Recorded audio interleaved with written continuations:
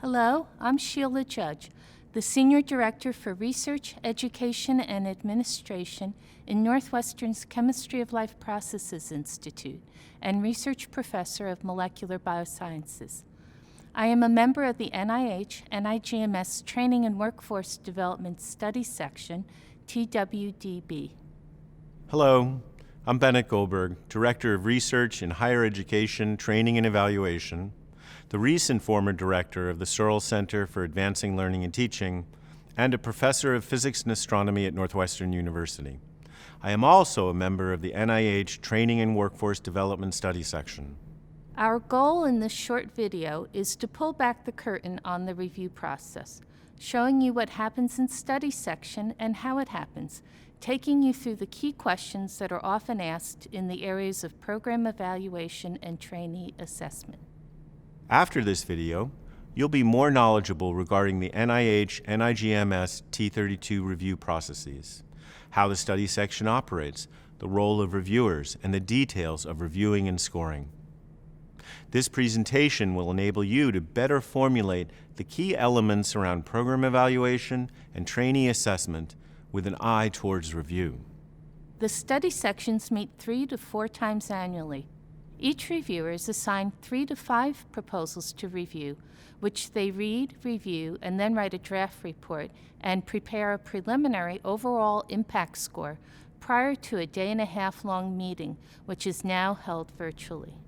Similar to a research grant, T32 applications are scored on multiple elements, but in this case, the reviewers are focusing on 1, the proposed training program and environment, 2, the capabilities and experience of the principal investigator and team, 3, the commitment, funding, collaborations, and experience of the program preceptors, 4, the pool of trainees and their recruitment and retention, and 5, the training records of the program and preceptors. Reviewers score each of these sections on a 1 to 5 scale and then formulate an overall score called the overall impact score on a scale from 1 to 9. Prior to the meeting of the study section, 3 reviewers are assigned to your proposal who read it thoroughly, draft their reviews, and submit them for other reviewers to read. Reviews are written in a standard template, which lists the many criteria from the FOA above text boxes, and then asks reviewers to identify strengths and weaknesses. In the study section meeting, the lead reviewer presents a detailed description of your proposal, as well as their review, highlighting the proposal's strengths and weaknesses in the review that led to the scores. Your plans for training program evaluation are listed as review criteria in 2 places.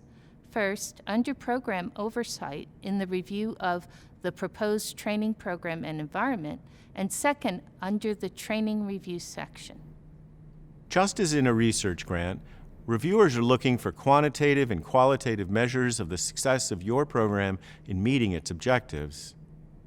NIH and the reviewers want to know that your leadership team is examining the efficacy of your program's activities in achieving their stated short-term goals and long-term impacts.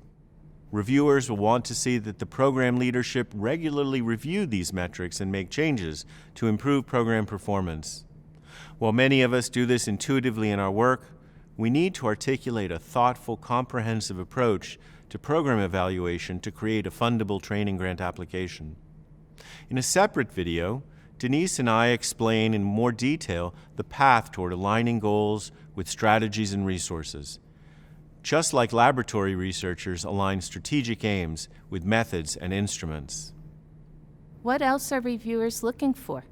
Alignment between goals, strategies, training resources, and measures can most readily be illustrated through the inclusion of a logic model or detailed evaluation plans that incorporate a list of metrics. Typically, these metrics measure the outcomes of activities for trainees. But what about feedback from mentors and current and former trainees? They are living the program, and their insights are invaluable for making mid-course corrections and ensuring that the program remains feasible and relevant. Consequently, you will want to describe for reviewers how you will survey these groups and capture, in an unbiased fashion, valid information that can be used to improve the program. Electronic surveys, focus group sessions with an external facilitator, and periodic external evaluation by educators and experts are all useful and covered elsewhere in our training. Lastly, if you have a signature training activity, you will really want to use metrics to demonstrate its value and effectiveness as a unique contribution of your program. Now that you know how to critically examine your training program, the trick will be in showing reviewers that there are mechanisms in place to share these results with the program's leadership team. Reviewers will also want to know how the leadership team will implement program changes. It's always a good idea to cite examples of how the program has previously been modified in response to feedback and performance measures. The point of evaluation is to enable continuous program improvement and responsiveness to changes in a dynamic research and training ecosystem. Finally, while there are a wide range of review criteria associated with the new NIGMS training program announcement, we can tell you that reviewers are looking for clearly articulated program goals and training outcomes, alignment of those goals, activities, and measures, and a strong plan for program evaluation. Based on our experiences reviewing training grant applications under the new guidelines, plans for program evaluation are discussed during the review of every T32 grant application.